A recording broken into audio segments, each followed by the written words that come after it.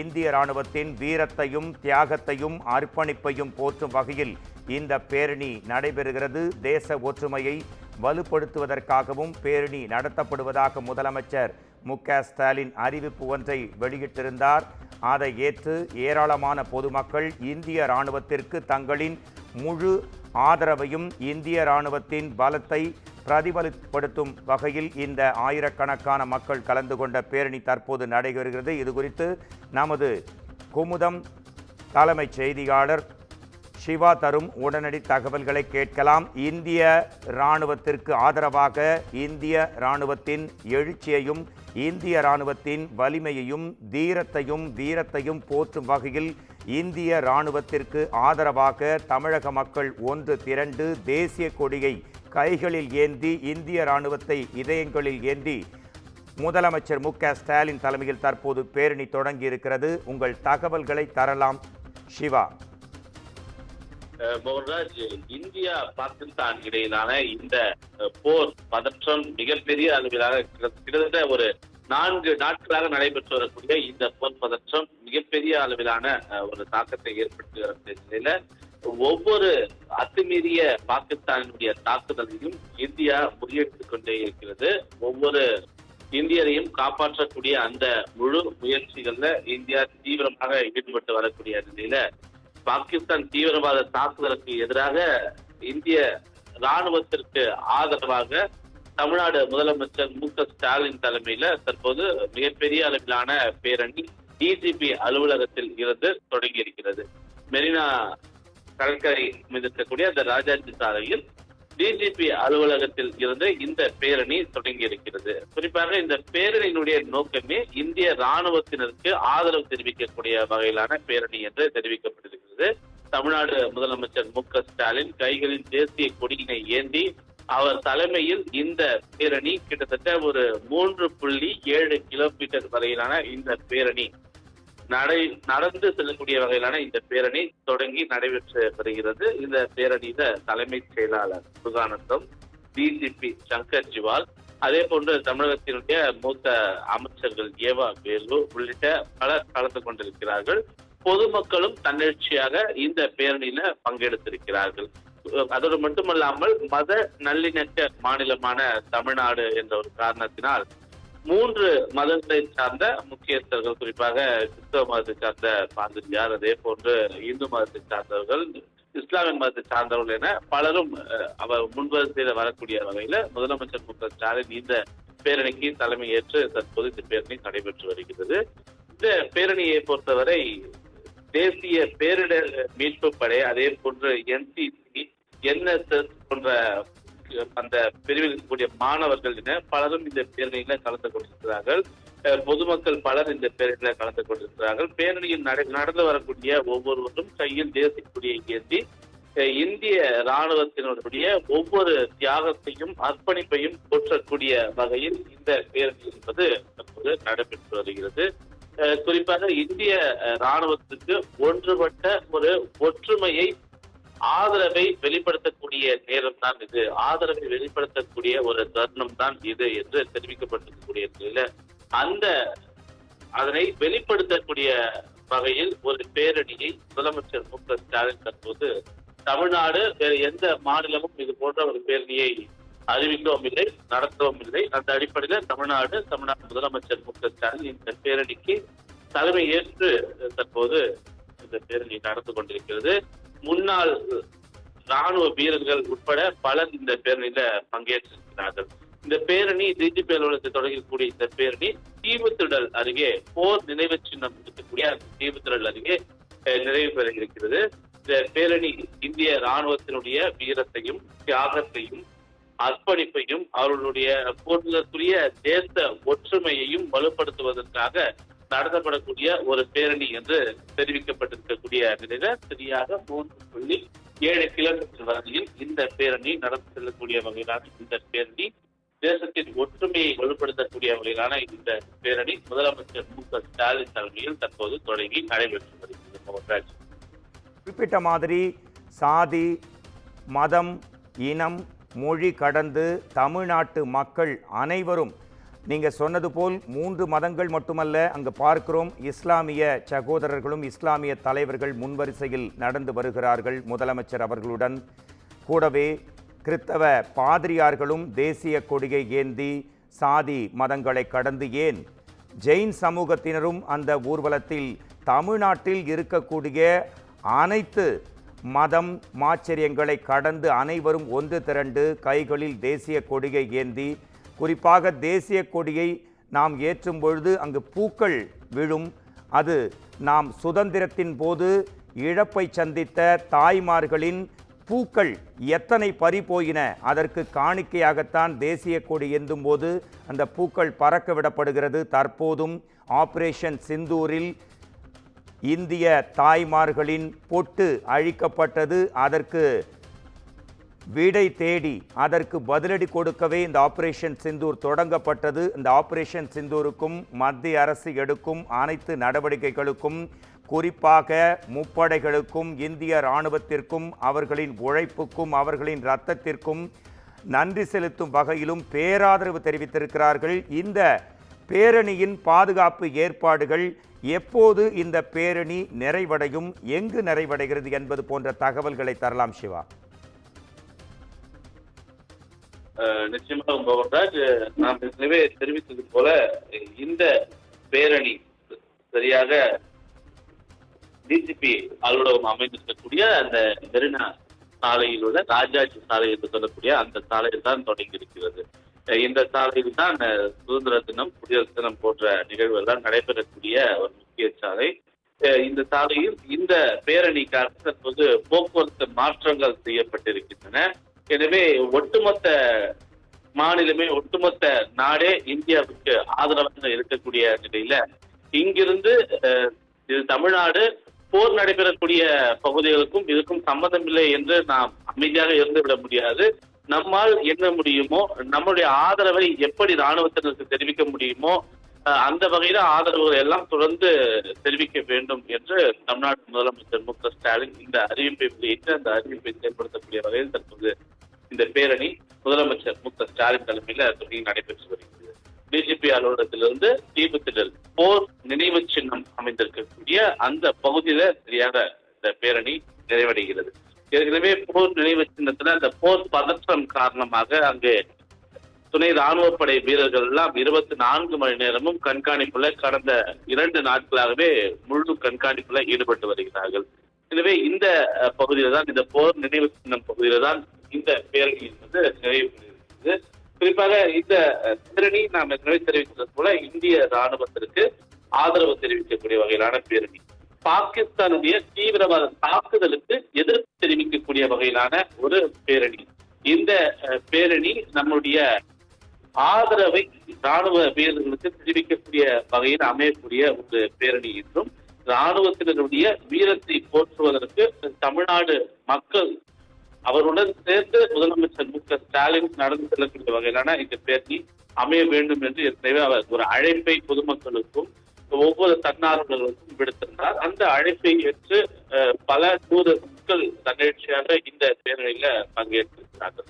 குறிப்பாக நாம் பார்க்கும்போது தெரிகிறது, இதுல பிஎஸ் படிக்கிறவர்கள் இருக்கிறார்கள், காவல்துறை இருக்கிறார்கள், அதே போன்று NSS மாணவர்கள் இருக்கிறார்கள், NCC மாணவர்கள் இருக்கிறார்கள், தேசிய பேரிடர் மீட்பு படையில் இருக்கக்கூடிய அந்த வீரர்கள் இருக்கிறார்கள், செக்யூரிட்டி கார்டு அந்த வீரர்கள் இருக்கிறார்கள். எனவே பல வீரர்கள், பலர் பொதுமக்கள் தன்னெழுச்சியாக கலந்து கொண்டிருக்கக்கூடிய வகையிலான ஒரு பேரணியாக இந்த பேரணி அமைந்திருக்கிறது.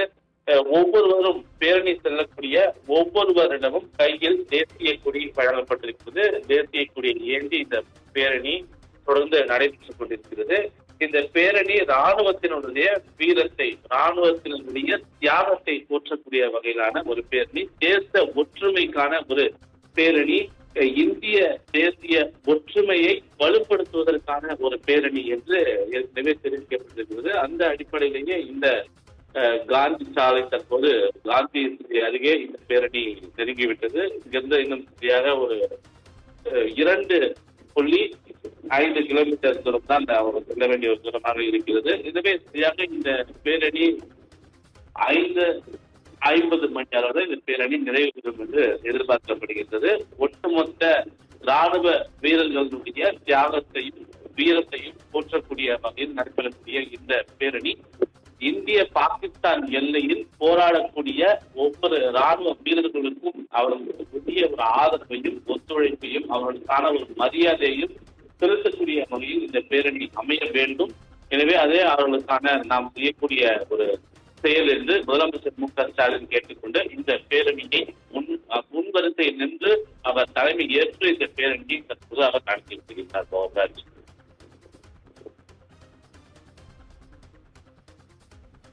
இந்திய ராணுவத்திற்கு ஆதரவாக தமிழக அரசின் பிரம்மாண்டமான பேரணி. இதற்கு மேதகு தமிழக ஆளுநர் ஆர்.என். ரவி இது குறித்து வாழ்த்து தெரிவித்திருக்கிறார். இந்த பேரணி குறித்து வாழ்த்து கூறியிருக்கிறார். இதை பற்றிய உங்கள் தகவல்களை தரலாம். நிச்சயமாக ஒரு மாநிலத்தினுடைய முதல் குடிமகன் என்ற ஒரு அடிப்படையில தமிழ்நாடு ஆளுநர் ஆர்.என். ரவியும் இந்த பேரணிக்கு தன்னுடைய ஆதரவு நிலைப்பாட்டை தெரிவிக்கக்கூடிய வகையில் இந்த பேரணிக்கு தன்னுடைய வாழ்த்துக்களை தற்போது பதிவு செய்திருக்கிறார். குறிப்பாக தமிழ்நாடு ஆளுநருக்கும் தமிழ்நாடு முதலமைச்சருக்கும் இடையிலான அரசியல் ரீதியிலான பல்வேறு பிரச்சனைகள் பேசப்பட்டாலும் கூட இது போன்ற ஒரு விஷயத்தில் எந்தவித அரசியல் மனமாச்சரியங்களும் இல்லாமல் செயல்பட வேண்டும் என்று இது போன்ற ஒரு நடவடிக்கைகளை அவர்கள் மேற்கொண்டு வருகிறார்கள். அந்த அடிப்படையில ஆளுநர் ஆர்.என். ரவியும் இந்த பேரணிக்கு தற்போது ஆதரவு தெரிவித்திருக்கக்கூடிய ஒரு நிலைப்பாடு தற்போது எழுப்பப்பட்டிருக்கிறது. எனவே மத்திய மாநில அரசுகளிலான பல்வேறு அரசியல் ரீதியிலான பல்வேறு பேச்சுவார்த்தைகள் பல்வேறு போட்டிகள் இருந்தாலும் கூட இது எதிரி நாடுக்கும் நம்முடைய இந்திய நாடுக்கும் இருக்கக்கூடிய ஒரு பிரச்சனை என்ற ஒரு நிலைப்பாட்டுல அனைவரும் ஒன்று சேர்ந்துதான் இதுல குரல்களை எழுப்ப வேண்டும் என்ற ஒரு காரணத்தினால் இந்த பேரணியை தமிழ்நாடு அரசு முன்னெடுத்திருக்கக்கூடிய நிலையில இதற்கு ஆளுநர் ஆர்.என். ரவி தன்னுடைய மனம் நிறைந்த வாழ்த்துக்களை அவர் தெரிவித்திருக்கிறார். 8 கோடி மக்களினுடைய பிரதிபலிப்பாக தமிழ்நாடு முதலமைச்சர் மு.க.ஸ்டாலின் இந்த பேரணியை முன்னெடுத்திருப்பதற்கான ஒரு வாழ்த்துக்கள் என்று அவர் குறிப்பிட்டிருக்கிறார். குறிப்பாக அவர் குறிப்பிட்டிருக்கக்கூடிய அந்த எக்ஸ்தல பதிவில் பாகிஸ்தான் ராணுவ ஆக்கிரமிப்பிற்கு எதிராக நாட்டை துணிச்சலுடன் வெற்றிகரமாக பாதுகாக்கக்கூடிய இந்திய ஆயுத படைகளுடன் நமது 8 கோடி தமிழக மக்களினுடைய தெளிவான ஒற்றுமையை வெளிப்படுத்தக்கூடிய வகையில் ஒரு பிரம்மாண்டமான ஒரு பேரணி பொது பேரணியை நடத்தியதற்காக தமிழ்நாடு முதலமைச்சர் மு.க.ஸ்டாலினுக்கு மனமார்ந்த நன்றிகள் என்று ஆளுநர் ஆர்.என். ரவி தெரிவித்திருக்கிறார். நம்முடைய ஆயுதப்படைகளுடன் நமது தேசம் ஒற்றுமையாகவும் உறுதியாகவும் நிற்கிறது என்றும் பயங்கரவாதத்தினுடைய அனைத்து முனைகளையும் துடைத்தெறிந்து நமது தேச இறையாண்மையை பாதுகாப்பதற்காக நமது அசைக்க முடியாத ஒரு உறுதி நிலைப்பாட்டை உறுதிப்படுத்துவதற்காக நடத்தப்படக்கூடிய இந்த பேரணி ஒட்டுமொத்த இந்திய மக்களினுடைய பேரணி என்று ஒரு புகழாரத்தை தமிழ்நாடு ஆளுநர் ஆர்.என். ரவி சூட்டியிருக்கக்கூடிய இதனை முன்னெடுத்து நடத்தக்கூடிய தமிழ்நாடு முதலமைச்சர் மு.க.ஸ்டாலினுக்கு மனம் நிறைந்த வாழ்த்துக்களும் பாராட்டுகளும் நன்றிகளையும் அவர் தெரிவித்திருக்கிறார். எனவே ஆளுநரும் இந்த பேரணிக்கு நன்றி தெரிவித்திருக்கக்கூடிய நிலையில இது தேச ஒற்றுமைக்கான ஒரு பேரணி என்று நம்மால் தெளிவாக எடுத்துக்கொள்ளப்படுகின்றது. பவன்ராஜ், இறுதியான கேள்வி, நீங்கள் குறிப்பிட்ட மாதிரி அனைத்து மதத்தினரும் இந்த ஊர்வலத்தில் பங்கேற்றிருக்கக்கூடிய காட்சிகளை பார்க்க முடிகிறது. சீக்கிய சகோதரர்களும் அங்கு முன்வரிசையில் தேசிய கொடியை ஏந்தி வீர தீரத்துடன் இராணுவத்திற்கு மரியாதை செலுத்தி இந்த பேரணியில் ஈடுபடுகிறார்கள். குறிப்பாக எல்லையோர மாநிலங்களில் இந்திய மாநில அரசு விடுத்த கோரிக்கையை ஏற்று வட மாநிலத்தின் எல்லையோர பகுதிகளில் இருக்கும் இளைஞர்கள் ஆயிரக்கணக்கானவர்கள் இன்று திரண்டு வந்து இராணுவத்திற்கு ஆதரவாக நாங்களும் நிற்கிறோம் என்று சொன்ன செய்தியை நாங்களே படித்தோம் 3 மணி நேரத்திற்கு முன்னாடி. அது மட்டுமல்ல, 200-300 வருட ஏன் 1000 கால பாரம்பரியம், கிட்டத்தட்ட ஒரு 300 வருடங்களாகவே இந்தியாவுக்கு ஒரு சின்ன பிரச்சனை என்றால் முதல் குரல் தமிழ்நாட்டிலிருந்து தான் வரும். இந்த அமைதி பேரணி இராணுவத்திற்கு மிகப்பெரிய ஆதரவை தெரிவித்து அவர்கள் வீரத்தை தீரத்தை போற்றி நடைபெறும் இந்த பேரணி இந்திய மக்களுக்கும் உலக நாடுகளுக்கும் எதை காட்டுகிறது சுருக்கமாக? நிச்சயமாக. அதாவது முன்வரிசையில நீங்க ஏற்கனவே குறிப்பிட்டது போல ஒரு சமூக நீதியை, மத நல்லிணக்கத்தை காட்டக்கூடிய வகையில 3 மதத்தினர் மட்டுமல்லாமல் ஜெயின் சமூகம் உள்ளிட்ட பல்வேறு மதத்தினர் முன்னின்று இந்த பேரணியை நடத்தி கொண்டிருக்கிறார்கள். இதற்கான முக்கிய காரணமே இந்த போர் எப்படி தொடங்கியது என்பதிலிருந்து எடுத்துக்கொள்ளப்படுகிறது. ஏனென்றால் பகல்காம்ல இந்த தாக்குதல், பகல்காம்ல இந்த படுகொலை நடைபெற்ற போது நீ இந்துவா என்று கேள்வி கேட்டு தீவிரவாதிகள், அந்த பயங்கரவாதிகள் பொதுமக்களை சுட்டதாக சொல்லப்படுகிறது. எனவே அந்த அவர்களுடைய நோக்கம் என்பது ஒரு உயிரை எடுப்பது மட்டுமல்ல, மத கலவரத்தை தூண்டக்கூடிய வகையிலான ஒரு நோக்கம் அவர்களுக்கு இருக்கிறது என்று தெளிவாக புரிந்து கொள்ள முடிகிறது. அதனைத் தொடர்ந்து 15 நாட்கள் கழித்து இந்திய ராணுவம் கொடுத்த அந்த பதிலடியில் பயங்கரவாத ஆக்கிரமிப்புகள், பயங்கரவாத குடியிருப்புகள் எல்லாம் தகர்க்கப்பட்டிருந்தன. அவ்வாறு பயங்கரவாத குடியிருப்புகள் தகர்க்கப்படும் போது பயங்கரவாதிகள் தங்கியிருந்த குடியிருப்புகள் கிட்டத்தட்ட அது ஒரு மசூதி போல ஒரு அமைப்பையே அவர்கள் கொண்டிருப்பார்கள். ஆனா அந்த காரணத்தினால் பாகிஸ்தான் தெரிவித்தது மசூதி மேல் இந்தியா ஒரு தாக்குதலை நடத்தியிருந்தது என்பன போன்ற ஒரு கருத்துக்களை எல்லாம் தெரிவித்திருந்தது. ஆனால் அது பயங்கரவாதிகள் குடியிருக்கக்கூடிய ஒரு குடியிருப்பு என்று அதன் பிறகு தெளிவாகவே பாகிஸ்தான் ஊடகங்களிலும் சமூக வலைதளங்களிலும் நம்மால் பார்க்க முடிந்திருந்தது. இதன் மூலமாகவே அவருடைய நோக்கம் ஒரு மத ரீதியிலான ஒரு கலவரத்தை ஏற்படுத்தக்கூடிய வகையிலான ஒரு பிரச்சனையை உருவாக்குவதற்காக தான் இந்த பகல்காம் பயங்கரவாதத்தை அவர்கள் நிகழ்த்தியிருக்கிறார்கள் என்று தெளிவாக தெரிந்தது. எனவே அதன் காரணமாகத்தான் ஆபரேஷன் சிந்தூர் என்று குங்குமத்தை இழந்த ஒவ்வொரு பெண்களுக்கும் நீதி கிடைக்க வேண்டும், நியாயம் கிடைக்க வேண்டும் என்ற காரணத்தினாலே ஆபரேஷன் சிந்தூர் என்ற அந்த ஆபரேஷனையும் இந்திய ராணுவம் மேற்கொண்டிருந்தது. அதனை பிரதிபலிக்கக்கூடிய வகையில் தான் இந்த பேரணியில தமிழ்நாடு முதலமைச்சர் மு.க.ஸ்டாலின் தலைமையில் நடைபெற்று வரக்கூடிய இந்த பேரணியில தமிழ்நாட்டில் மத நல்லிணக்கம், மதம் ரீதியாக எங்களை யாரும் பிரித்துவிட முடியாது, இது தமிழ்நாட்டில் மட்டுமல்லாமல் ஒட்டுமொத்த இந்தியாவிலும் இதே போன்ற ஒரு நிலைப்பாடுதான் இருக்கிறது என்பதனை பறைசாற்றக்கூடிய வகையில் தான் முன்வரிசையில அந்த அனைத்து மதங்களை சார்ந்த முக்கிய நபர்களும் அந்த தேசிய கொடியை கையில் ஏந்தி இந்த அமைதி பேரணி, ராணுவ வீரர்களுக்கு வழங்கக்கூடிய அந்த மரியாதைக்கான அந்த பேரணியை முன்னெடுத்து சென்று கொண்டிருக்கிறார்கள். மோகன்ராஜ், வேற்றுமையில் ஒற்றுமை என்பதுதான் பாரத தேசத்தின் தாரக மந்திரம். பாகிஸ்தான் என்னதான் மத துவேஷ, மத வெறுப்பு பிரச்சாரங்களை செய்தாலும் மதங்களை கடந்து நாங்கள் எல்லாம் இந்தியர்கள், இந்திய இராணுவத்துக்கு துணை நிற்போம் என்று குறிப்பாக தமிழக மக்கள் இன்று ஒன்று திரண்டு மிக பிரம்மாண்டமான பேரணியை அமைதியான வழியில் நடத்தி உலகுக்கே வழிகாட்டியாக இருக்கிறார்கள். தகவல்களுக்கு நன்றி.